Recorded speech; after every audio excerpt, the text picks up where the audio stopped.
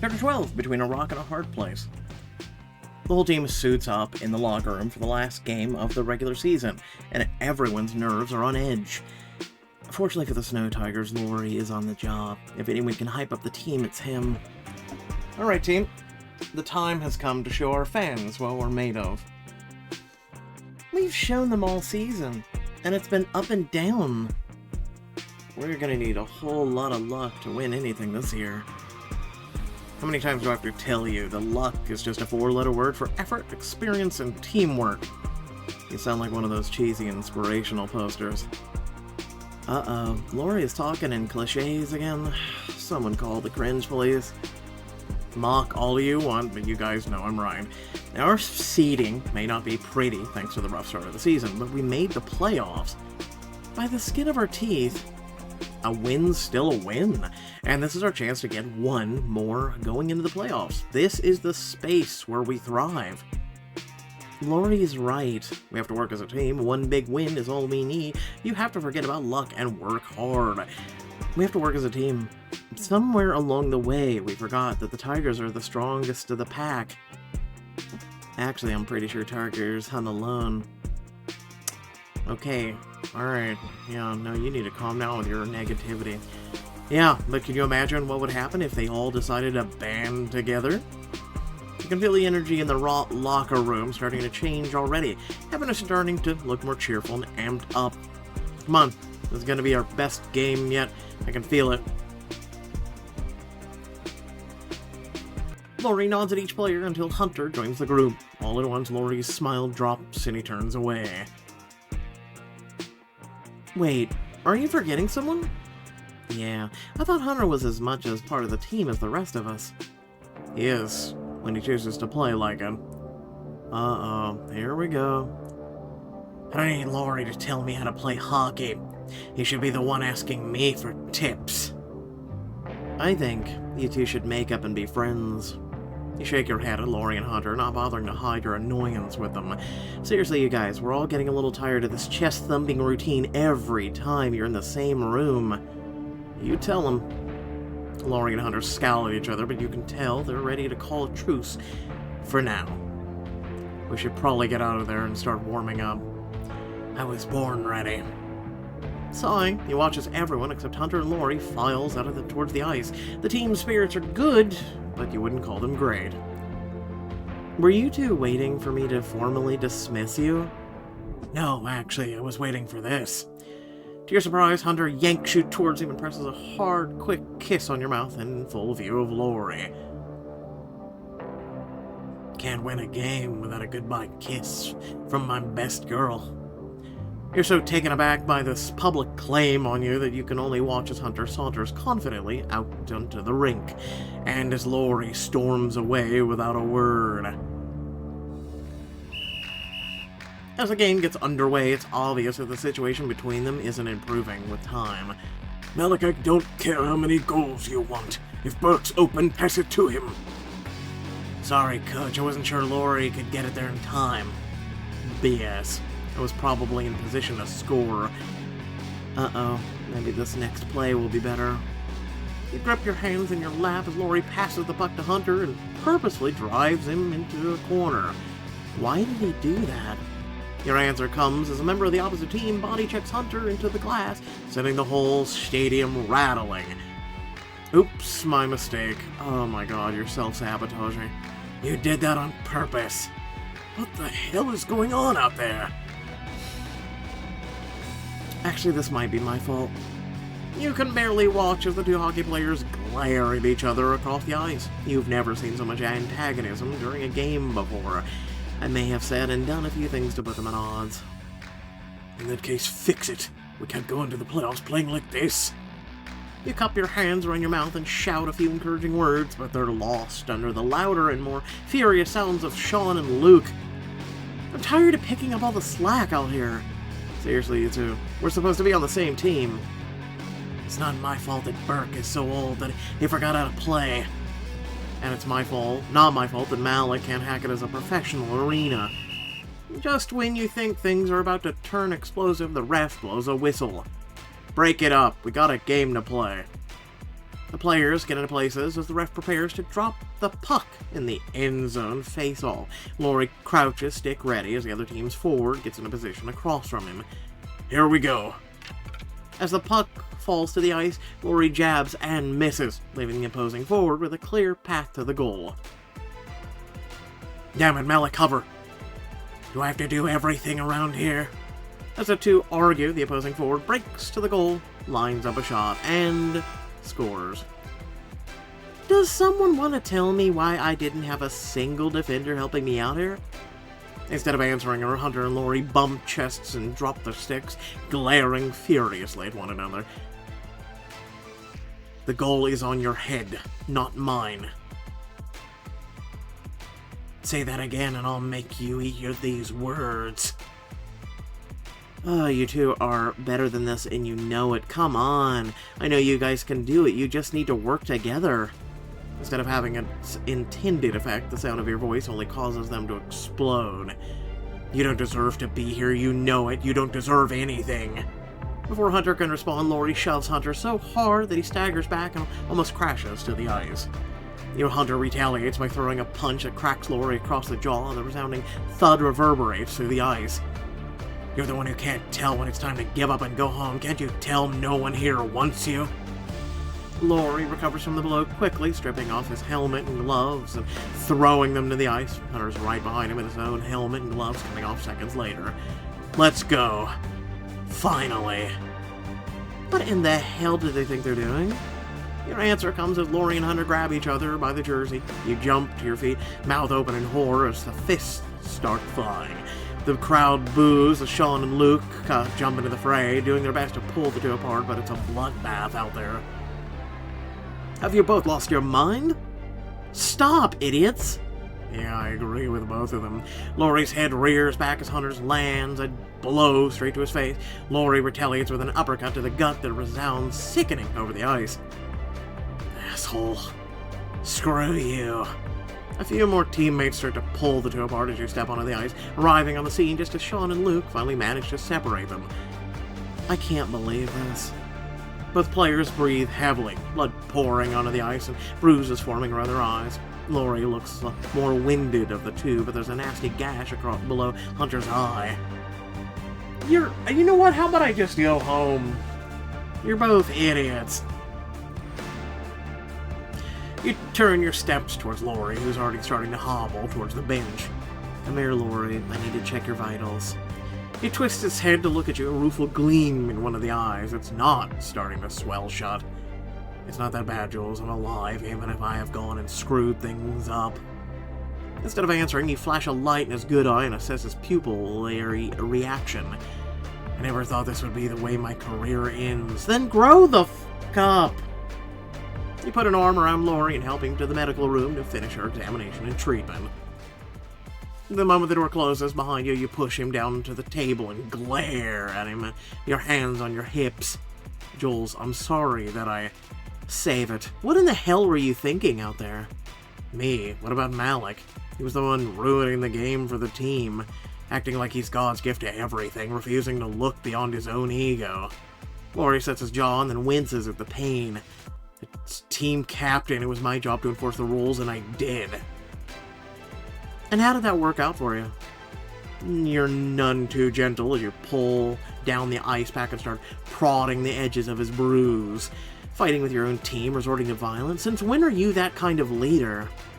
He started it. That's all I fucking hear. That sounds like something a toddler would say.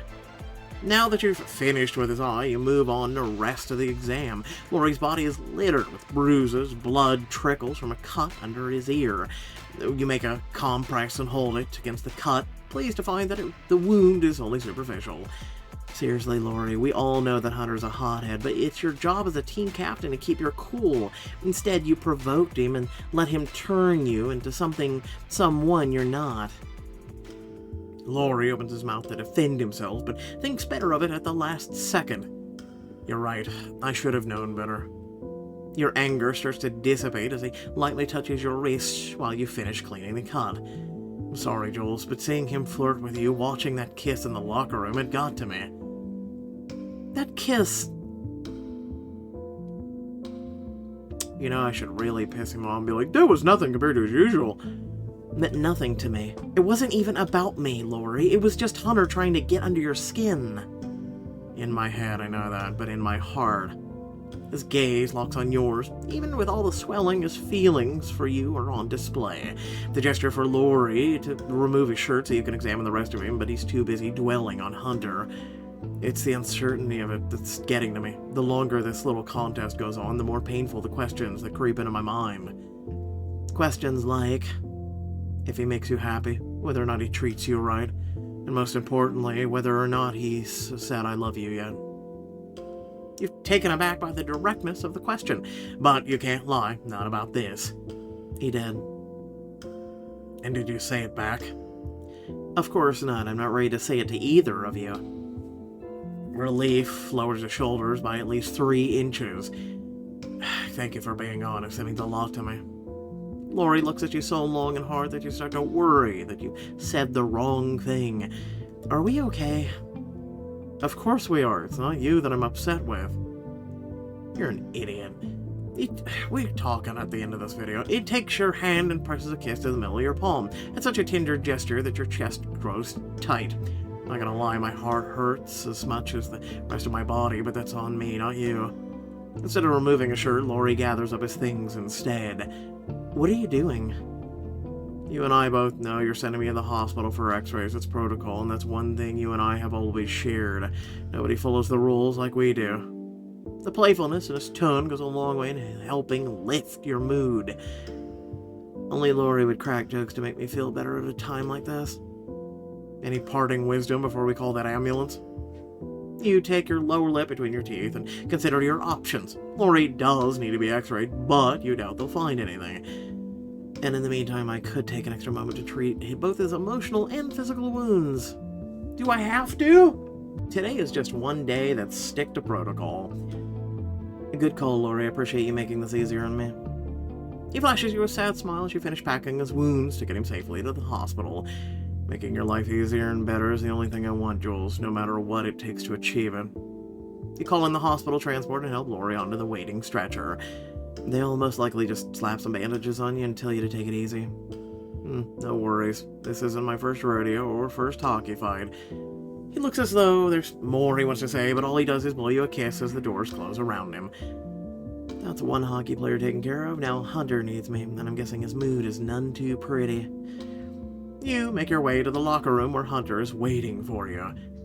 Instead of taking it easy, he's obviously been pacing the room the entire time, a trail of blood across the floor. I see you haven't taken the time to calm down. You try calming down in a time like this. You don't let his angry stride distract you. You plant yourself in front of him and your arms crossed. Enough. Are you ready to tell me what this is all about? You already know the answer. It's Lori. That jerk is always trying to hold me back.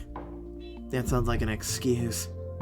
It's true. He uses his position as captain to prevent me from shining. Nice try. No one else on the team was out there throwing punches. Yeah, but they wanted to. We're all being pinned down by Lori's way of doing things. Somebody has to stand up to him, and I'm the only one with the nerve to do it. You mean you're the only one willing to risk the playoffs to make a point? You hook a thumb over your shoulder in the direction of the rink. Hope you're happy. You and Lori pretty much cost us the game out there. But he started it. He started it. You're both the same. You saw him hang me out to get slammed into the glass. Just because he started it doesn't mean you're obligated to finish it. As much as you'd like to continue raking him over the coals, you can see that his injuries are starting to affect him. Come on, I need to look at the cut. I'm worried about your ribs being bruised or even cracked. I'm surprised you're still standing. He touches the cut below his eye, surprised at the amount of blood that comes away on his fingertips. Damn, does it look as bad as it feels? Worse. That's when you grab a bat and begin beating him in the face, Negan style. You sit down on one of the benches and start to clean the cut. He winces at the first touch of antiseptic, but it is otherwise docile, which means now is your chance to get to the truth. Are you ready to talk about what's really bothering you? No. Even if I promise not to tell anybody else about it? I'm fine. Power-hungry captains like Lori just need a good shaking up every now and then. You mean this is personal beef with Lori and not about the team at all? Hunter refuses to budge for his excuse. I don't need you to psychoanalyze me. You're a child. There you go. There's your psychoanalyzing. Hunter, you can't go back on the ice until you fix this. I say this as your trainer, your friend. Your hockey career will never take off if you let this kind of thing get in the way. You run a hand behind his ear, your fingers lingering at the warm pulse of his skin. You can't fix the outside until you're right on the inside. He drags or draws a ragged breath before finally giving in. Fine, you want to know the truth? I'm frustrated that you're still seeing him. Even after everything, you can't see him for who he really is. But that was the deal. I'd date both of you until I was ready to decide. Turns out I'm not so good at sharing or waiting. No. A tight, wry smile twists his lips. And when you went to treat him on the ice first, hell, Jules, I've broken bones that hurt less. I only did it because you were in no mood for tender, loving care. No offense, but you weren't exactly welcoming me with open arms. I can't decide if I like you less or more when you're right. You reach for his cut again, but he rears back as though afraid of your touch. No, don't. Are you mad at me? Not mad, just... He looks up at you, his eyes lacking any of their usual sparkle. I told you that I loved you, and all you did was brush me off. I've never said those words before. Not to anyone. Not even to your own mother. How dare you, sir? Oh, I didn't know that. I'm not used to putting myself out there, and now all I can do is sit around on my ass waiting for you to decide if I'm enough. Hunter, I'm doing the best I can. This isn't easy for me either. I don't like hurting anyone, let alone you two. Then don't hurt us anymore. You let out a sigh, feeling the distance between you and Hunter grow. What a shame. I'd like to at least take a look at those ribs of yours. Hunter rears back and springs to his feet before he can push the shirt up his body. Despite this pained wince, he goes back to pacing the floor. Please don't touch me right now. The pain in my body is nothing compared to the pain in here. He points to his chest before angrily starting to gather up his things. What are you doing? Packing up for the hospital. There's obviously no point in being around you right now. I might as well just get the official exam over with. You're immediately on your feet next to him, determined not to let him suffer alone. Please don't leave like this. I'm sorry. I'd like to do what I can to fix this. To fix my heart or my body? Both, if you'll let me. He hesitates, looking so hopeful that that you feel your throat growing thick with emotion. Do you really think you can? Hey, I'll aboard the note for you two. Send him on his way. Bye! He staggers, braces himself on the wall as a spasm of pain overtakes him.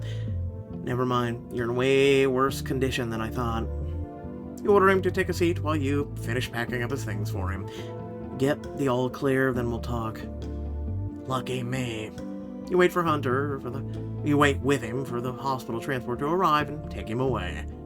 Wouldn't it have been smart just to take both of them away at the same goddamn moment? No, we used 2 ambulances in one day? Alright, got it.